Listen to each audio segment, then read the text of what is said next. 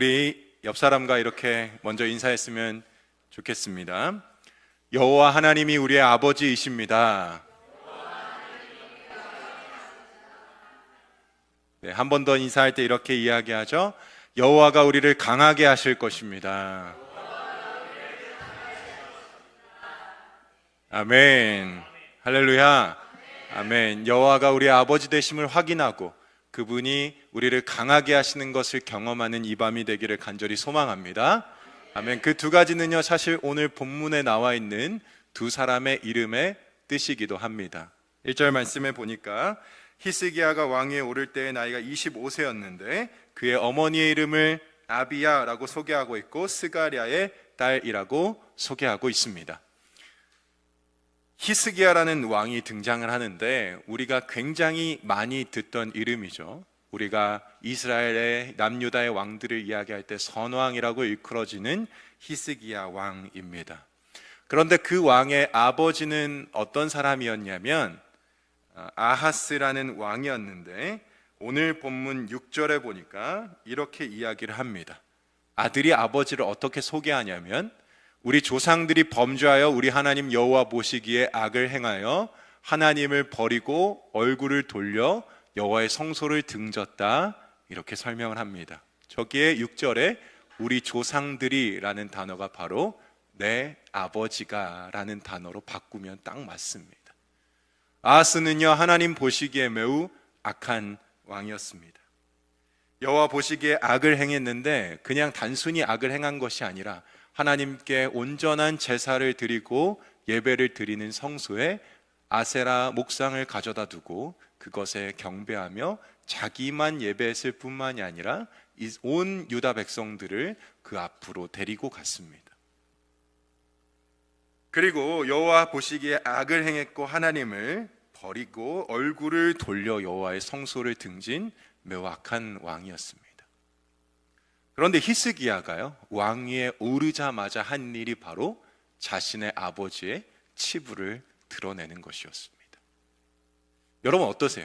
우리가 왕에 등극한다면 혹은 어떤 중요한 자리에 간다고 한다면 내 전임자의 치부를 막 드러내는 게 쉬운 일일까요? 그리고 그것이 나의 아버지라면, 뭐 남이면 상관없어요. 그런데 아버지라면 어떨까? 우리는 그런 생각을 하게 됩니다. 자, 그런데 그 아하스의 왕 때문에 어떻게 됐습니까? 8절에 보니까 그 결과로 바로 지금의 이스라엘의 모습이 드러나게 되는데 유다와 예루살렘에 진노하시고 내버려 두사 두려움과 놀람과 비웃음거리가 되게 하신 것을 너희가 똑똑히 보았다. 오늘 히스기야가 이렇게 설명하고 있습니다. 진짜 그렇습니다. 아하스가 하나님을 배반하자 하나님께서는 남유다의 그 어떤 것도 남기지 않고 다 다른 나라의 종이 되도록 만드신 거예요. 그러니까 히스기야가 아버지를 대신하여 왕이 되었다라고 할 때 히스기야 어깨에 눌려져 있는 이 짐의 무게가 여러분들 가늠이 되세요? 한쪽 어깨에는요, 내 아버지가 악한 왕이었다라는 무거움이 있고요. 두 번째는요, 이 나라가 완전히 멸망하였다라는 자괴감밖에 남지 않은 상황에 놓여 있는 것입니다. 어쩌면 우리가 주일 말씀에 대면한 것과 같이 요셉의 감옥에서 요셉이 느끼고 있는 두려움과 같은 것이라고도 할 수 있겠습니다. 히스기야는 지금 감옥 안에 갇힌 거예요. 히스기야는 그 누구도 꺼내줄 수도 없고 구출해줄 수도 없는, 그냥 아들로 태어났는데 이런 처절한 상황 가운데 놓여져야만 했습니다. 그런데 오늘 본문에 보니까 왕위에 오르는데 그의 어머니의 이름을 이야기합니다. 보통 성경이 어머니의 이름을 잘 언급하지는 않는데 오늘 성경은 히스기야가 누가 엄마였는지를 기록하고 있는데 그의 어머니는 1절에 보면 이름은 아비야요 스가랴의 딸이라고 소개하고 있습니다. 여기서 스가랴는요, 유다에서 활동했던 선지자를 의미합니다. 그래서 이 선지자의 딸로서 스가랴가 등장을 하는데 이 당시에 왕의 가문은 제사장 계열의 가문의 딸과 결혼하는 것이 전통이었습니다. 그래서 왕가에다가 힘을 실어주는 거예요. 왕위로는 행정적인 능력과 나라를 다스리는 총치의 능력이 있고, 또 자신의 아내인 가문은 제사장 가문이기 때문에 영적으로도 굉장히 충만한 상태를 유지하려고 했습니다. 그런데 그의 어머니가 바로 스가랴의 딸, 이름은 아비야였어요. 그런데 여기서 아비야의 이름의 뜻이 우리가 바로 오늘 서두에 고백했던 내 아버지는 여호와시다라는 이름입니다. 히스기야의 아버지는 누구입니까? 아하스였어요. 그러나 하나님의 관점, 히스기야를 바라보시는 당신의 관점은 무엇이냐면 내가 너의 아버지라는 것입니다. 하나님을 아버지로 모시는 사람의 인생은 어떨까요? 2절 말씀에 보니까 이렇게 기록하고 있습니다. 히스기야가 그의 조상 다윗의 모든 행실과 같이 여호와 보시기에 정직하게 행하였다. 인생에요, 아버지가 누구인가가요, 그 아들의 인생을 결정합니다. 여러분, 우리의 아버지가 누구이신지가 명확해져야 우리의 인생의 삶의 행동이 결정되는 것입니다.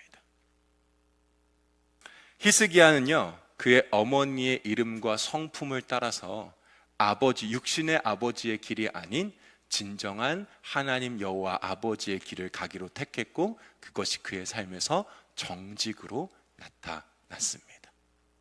사랑하는 성도 여러분, 누가 우리의 아버지십니까? 당연히 육신의 아버지들이 있죠. 그런데 그 아버지에게 있는 권한이 있다면 바로 통치일 거예요.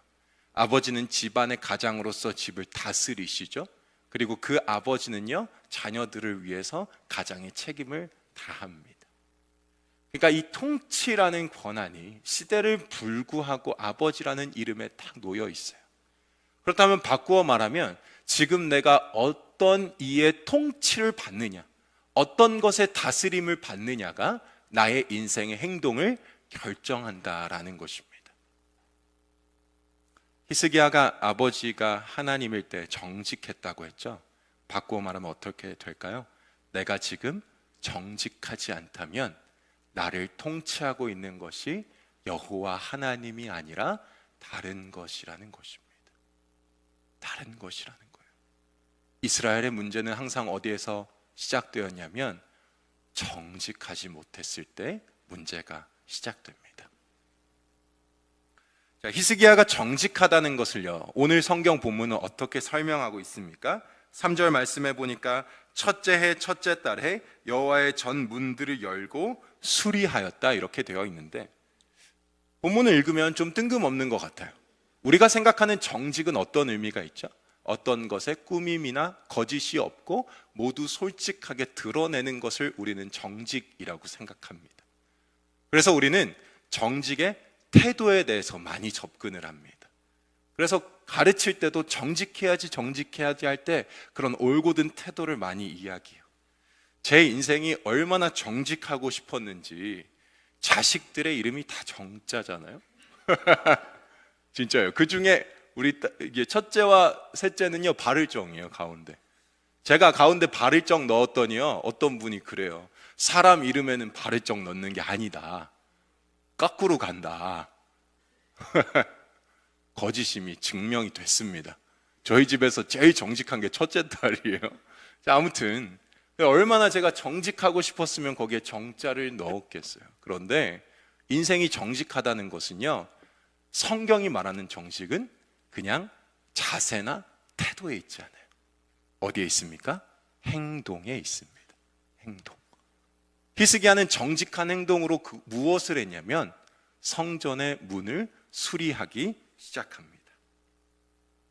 여호와의 전 문들을 열고 수리하고 4절에 보니까 제사장들과 레위 사람들을 동쪽 광장에 모았다 이렇게 되어 있죠. 왜 그러면 지금 히스기야는요, 그의 정직한 태도로 성전을 수리했을까요? 이스라엘 백성들이 이전에 아하스 때요, 성전을 완전히 망가뜨려 놨어요. 그래서 성전에서 예배하는 것들을 완전히 망가뜨려 놨고, 그것들이 이스라엘 백성들이 적군에게 사로잡히는 유일한 이유가 된 거예요.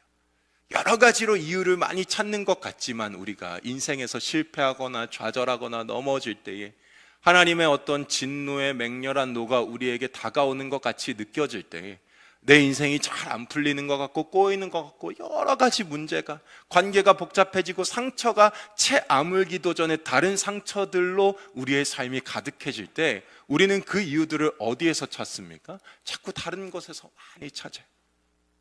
그러나 오늘 히스기야의 이 정직한 모습을 보면, 히스기야는 그 문제를 어디서 보냐면 성전이 망가진 것에서 보는 것입니다.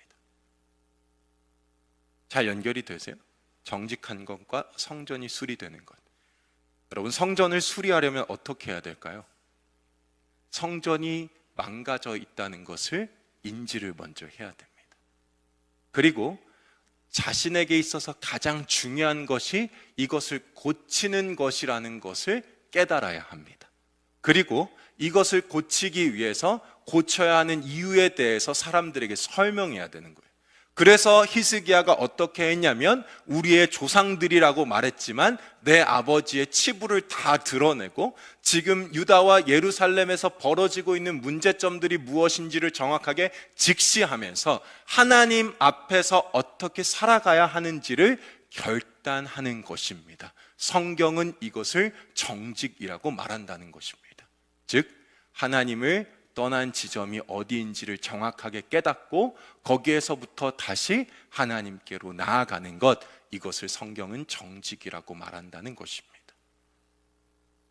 우리의 신앙생활의 문제, 저의 신앙생활에 있어서 가장 문제점이 무엇이냐라고 물어본다면 저는 이것이라고 말할 것 같습니다. 어디에서부터 무너졌는지를 완전히 잊어버렸어요. 여러분, 어디서 무너졌을까요? 우리가? 사실 여러분들이 어디서, 삶에 어디서 무너졌는지 저는 알 수 없어요. 그리고 제가 어디서 무너졌는지 여러분들은 알 수 없어요. 그러나 누가 아실까요? 여호와 하나님은 온 땅을 두루 감찰하시는 분입니다. 그분의 눈은요, 온 땅을 감찰하실 뿐만이 아니라 어디를 보고 계십니까? 사람의 중심을 보고 계신 분이에요. 그러니까 하나님 앞에서 무엇을 감추려고 해도 감출 수 없는 것이 우리의 인생이라는 것이죠. 그러나 우리는 정직하지가 못해요. 어떻게 알 수 있냐면요, 히스기야가요, 정직이라는 이 하나님께서 원하시는 가치를요, 유다에게 이야기할 때 어떻게 합니까? 사람들에게 자신을 드러내는 거예요. 사람들에게 자신을 드러내는 거예요. 이것은 어떻게 설명할 수 있냐면, 하나님 앞에서 범죄한 것들이 무엇인지, 그리고 그 범죄함이 사람들과의 관계에서 내 죄악이 어떻게 지금 이루어졌는지를 숨김없이 낱낱이 고백하고 있다는 것입니다. 바꾸어 말하면 어떨까요? 누구에게도 말할 수 없는 비밀하고 은밀한 것이 우리의 안에 있다면 여전히 우리는 정직의 길을 갈 수 없다는 거예요. 누군가에게 내가 무언가를 가리고 있다면, 그것이 설령 나의 선이라고 하더라도 그 선의가 우리가 어떤 것이 선의인지 사실 인간은 판단할 수 없어요. 그렇기 때문에 판단하고 감찰하시는 분은 하나님이시기 때문에 어떤 사람 앞에서 내가 어떤 마음으로 어떤 행위를 했는지 낱낱이 밝히고 그것들을 통하여 다시 한번 우리가 수리해야 할 지점을 세워야 하는 것이 바로 하나님이 원하시는 정직이라 이 말입니다. 제가 한 가지 제 옛날 생각이 났어요. 이게 정직과 수리가 좀 연결이 잘 안 되는 것 같지만 이 예화를 들으시면 아주 잘 설명이 되실 거예요. 2015년에 제가 결혼을 했어요. 그리고 2015년 6월 20일에 결혼하고 2016년 6월 20일 날 결혼하고 5월 2일에 첫째 딸이 태어났어요. 헷갈리네. 아무튼요. 그리고 나서 2016년에서 2017년이 되던 날이었습니다. 2016년 12월 31일 날 뭘 했을까요? 제가 송구영신 예배를 갔겠죠. 갔을 거예요. 갔어요. 갔다가 집에 돌아왔습니다. 딸이 잠들었겠죠. 죄송해요. 송구영신 예배를 드리러 가기 전이었어요. 그러니까 저녁 먹고 얼마 안 돼서였던 것 같아요. 그리고 아내랑 딱 앉았는데요, 제 마음에 뭐가 턱 걸리는 거예요. 뭐가 걸렸을까요? 뭐가 걸렸을 것 같으세요? 턱 걸렸어요. 턱 걸렸어요. 우리 와이프 몰래 제가 현금 서비스를 받았던 게 있었거든요. 지금은 되게 웃으면서 할 수 있는 얘기지만 현금 서비스를 받았던 게 있었거든요. 그걸로 제가 뭘 하려고 했는지는 잘 기억이 안 나요. 그런데 아무튼 출처도 모르는 그 현금 서비스 한 200만 원 됐을까? 좀 많이 받았던 것 같아요. 간도 크죠. 간땡이가 부어가지고 뭐 그랬을 것 같아요. 제가 원하는 거, 아마 제가 최신형 노트북을 사고 싶었던 모양인지 모르겠어요. 근데 말하지 않았거든요. 와이프한테 말하지 않았어요. 그리고 말하지 않으면 모르는 거예요. 그런데 이상하게요, 그날 밤에 성령을 잘못 받았나 봐요. 송구영신 예배를 가려고 준비를 하는데요, 그게요, 여기서요 체한 것보다 더 심하게 여기를 꽉 누르고 있어요. 근데 하나님이 주시는 마음이, 이걸 내가 와이프에게 이야기하지 않고 어떻게 새해를 맞이할 수 있을까? 내가 이거를 말하지 않고 어떻게 교회 가서 송구영신 예배를 드리고 새해를 이렇게 기쁘게 맞이할 수 있을까? 이런 마음이 들었어요. 그래가지고 와이프한테 고백을 했습니다. 현금 서비스였나 대출이 아무튼 비슷해요. 출처를 모르는 돈을 내가 가지고 있는 거예요. 와이프 볼. 엉엉 울었어요. 내가 엉엉. 왜 울었냐면 혼날까봐 운 게 아니고, 혼날까봐 운 게 아니고, 내 자신한테 너무 실망한 거예요. 내 자신에게. 근데 그게 왜 실망했냐면, 하나님 보시기에도 정직하지 못했을 뿐만이 아니라 내가 아내를 사랑한다고 말하면서도 아내에게 여전히 말하지 못하고 있는 나의 부끄러운 부분, 솔직하게 이야기하지 못하는, 여전히 숨기고 있고 가리려고 하고 있는 나의 모습이 생각나서 너무 많이 울었어요. 생각해 보니까 아담과 하와의 문제가 생겼을 때 그들이 가장 먼저 한 일이 무엇이었습니까? 부끄러움과 수치를 느끼는 것이었습니다. 그래서 그 부끄러움과 수치로 그들은 무엇을 했습니까? 자신의 몸을 가렸어요. 그런데 우리는 단순히 요즘은 이제 맨몸으로 만나지 않는 시대니까 얼마나 내 몸이 드러나는 것이 부끄러울까, 이런 생각으로 접근을 해요. 그런데 과연 아담과 하와가 그게 부끄러웠을까요? 내 맨몸 맨살이 드러나는 게 부끄러웠을까요? 아니요. 이제는 내가 가지고 있는 죄악이 너무 부끄러웠던 거예요. 그래서 부끄러움이라는 것이 생기면서, 수치심이라는 것이 생기면서 그것으로 어떻게든 자신들을 가리려고 했던 거죠. 가릴 수 없는 그것을 가리려고 하다 보니까요, 어떻게 됩니까? 부부 관계가 문제가 생겨서 남자도 이제 평생 동안 고생해야 하고 여자도 해산하는 수고를 가져야 합니다. 생각해 보세요. 자녀를 낳는 게 얼마나 축복이고 아름다운 일입니까? 그런데 여성은 해산의 시간에 가장 큰 고통을 느껴야 합니다. 얼마나 아름다운 순간인데 그때의 인생에서 마주할 수 없는 가장 큰 고통을 느껴야 하는 거예요. 왜? 가릴 수 없는 것을 가리려고 하다가. 오늘 이 밤에 우리가 점검해 보아야 할 것이 있다면요, 혹시 내가 지금 누군가 모르게 은밀하게 숨기고 있는 나의 마음의 문제들이 무엇인지를 우리는 곰곰이 생각해 보아야 할 것입니다. 나의 부모에게, 나의 자녀에게, 나의 배우자에게, 또 나의 동료들에게, 교회에서도 내가 그들 모르게 은밀하게 숨기고 있는 것이 무엇인지 우리는 스스로를 돌아봐야 할 것이에요. 거기서부터 수리와 재건이 일어나기 때문입니다. 자, 7절 말씀에 보니까 이스라엘 백성들은 어떻게 했습니까? 낭실 문을 닫으며 등불을 끄고 성소에서 분향하지 아니하며 이스라엘의 하나님께 번제를 드리지 아니하였다, 이렇게 되어 있는데요. 수리를 하면서 낭실 문을 닫고 등불을 끄고 성소에서 분향하지 않았다라는 이 이야기를 하면서 히스기야의 마음이 무엇이었을까요? 단순히 성전이 무너져서 제대로 된 예배를 드리지 못했어라는 절차적인 하자를 이야기하는 것일까요? 그렇지 않습니다. 자세하게 성전이 회파된 것을 이야기하면서 이전에 자신의 조상들의 악함의 문제점들을 정확하게 다 끄집어내고 있는 거예요. 하나씩 전부 다 자신들의 삶을 돌아보면서 무엇이 하나님 앞에 잘못되었는지를 정직하게 고백하고 그것을 뿌리 뽑아야 한다고 지금 오늘 히스기야는 이야기하고 있는 것입니다.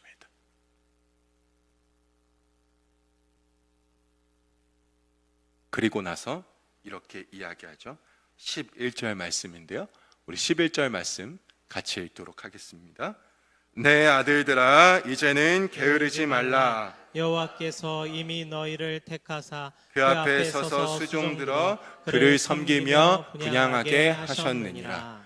이제 히스기야가요, 나라를 재건하는 가장 첫 번째 일이 하나님 앞에 정직하게 행하여서 자신들의 부끄러움을 다 주님 앞에 드러내고 공동체 앞에 고백하고 수리를 하면서 그가 일성으로 내린 명령이 무엇이냐면 게으르지 말라는 것입니다. 게으르지 말라. 우리가요, 예배를 드릴 때 가장 큰 딜레마가 무엇이냐면 여기서는요, 결단해요. 그래, 무엇이 내가 부끄러운지 이제 알았다. 내가 하나님 앞에 정직하게 행하려면, 다시 한번 하나님 앞에 나아가려면 내가 가지고 있는 부끄러움들을 다 해결해야겠다라고 생각해요.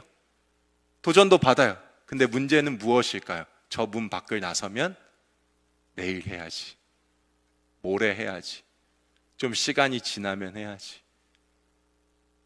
제가요, 송구영신 예배 직전에 그 거룩한 부르심에 순종하지 않았다면 아마 이 자리에 못 섰을 수도 있어요. 그러면 하나님이 말씀을 허락하실 때에 그 말씀에 게으르지 말아야 합니다. 제 인생에서 언제 문제가 가장 있었나 생각을 해보면요, 하나님의 말씀에 게을렀을 때 문제가 생겨요. 여호와 하나님이 그 말씀을 나에게 허락하시고 그것을 순종하라고 명령하셨는데 게을러요. 여기서 게으르다는 건요, 말 그대로 그 행동을 미뤄둔다는 뜻입니다. 더 이상 미뤄서는 안 돼요. 하나님이 우리를 바라보고 계시기 때문입니다. 자, 그 이제 게으르지 않은 일들이 쭉 기록이 됩니다. 13절부터 12절부터 시작해서요, 쭉 히스기야가 명령한 그 일들을요, 모든 유다와 이스라엘, 예루살렘의 백성들이 행하기 시작합니다. 그리고 이렇게 고백을 합니다. 17절 말씀에 보니까 여호와의 전을 성결하게 하여 첫째 달 16일에 이르러 마쳤다, 이렇게 보고를 합니다. 그들은요, 정확하게 자신들이 해야 할, 하나님 앞에서 정직하게 고쳐야 할 부끄러움을 사람들과 함께 행하고 그것을 히스기야와 이제 하나님 앞에 정확히 보고하는 것입니다. 그리고 어떻게 될까요? 이제 히스기야가 그들을 데리고 여호와의 전에 올라가서 하나님께 온전한 제사를 드립니다. 그리고 하나님은 어떻게 하셨을까요? 히스기야와 유다와 예루살렘의 사람들을 보시고 이제 그들을 귀하게 여기셔서 히스기야 때에요, 이전에 솔로몬 때 경험했던, 다윗 때 경험했던 놀라운 하나님의 은혜를 그들에게 부어 주셨던 것입니다. 사랑하는 성도 여러분, 오늘 본문의 말씀이요, 저에게도요 너무나 큰 도전입니다. 왜냐하면 우리의 인생에 부끄럽고 감추고 숨기고 말하지 않고 싶은 부분들이 너무 많기 때문입니다. 그러나 오늘 본문은 우리에게 분명하게 이야기하고 있습니다. 우리가 여호와 앞에서 성결해야 할 것, 사람 앞에서 내가 고치지 못한 것, 여전히 나의 마음속에 이렇게 묵혀져 있던 그 죄악이 무엇인지 깨닫고 그것을 꺼내라, 이 말입니다. 여러분, 우리의 힘으로는 할 수 없는 그것을요, 하나님은 너무 잘 아십니다. 우리는요, 그래서 부끄러움을 가리고 수치심을 가리고 죄악을 덮고 싶어서 그렇게도 열심히 노력하지만 우리 주님은 그래서 어떻게 하셨습니까? 자기의 몸에 모든 부끄러움을 다 내어 보이셨어요. 주님이 왜 헐벗고 십자가에 달리셨을까? 그것은 단순히 로마의 사형 집행 방식이기 때문에 그런 것이 아니라 주님께서 아시는 거예요. 하나님 앞에서는 우리의 죄악을 그 아무것도 감출 수 없다는 사실을 말합니다. 이 밤에 하나님 앞에 기도하실 때에 주님, 내가 주님 앞에 정직하고 성결하게 나아감으로 말미암아 지금 내가 겪고 있는 하나님 앞에서 고통 속에 신음하고 두려워할 것을 두려워하지 못하고 여전히 절망 가운데 있는 나의 인생이 다시 한번 하나님 앞에 나아갈 수 있게 해달라고 그렇게 몸부림치며 기도하는 이 밤이 되기를 주님의 이름으로 간절히 소망합니다. 아멘. 우리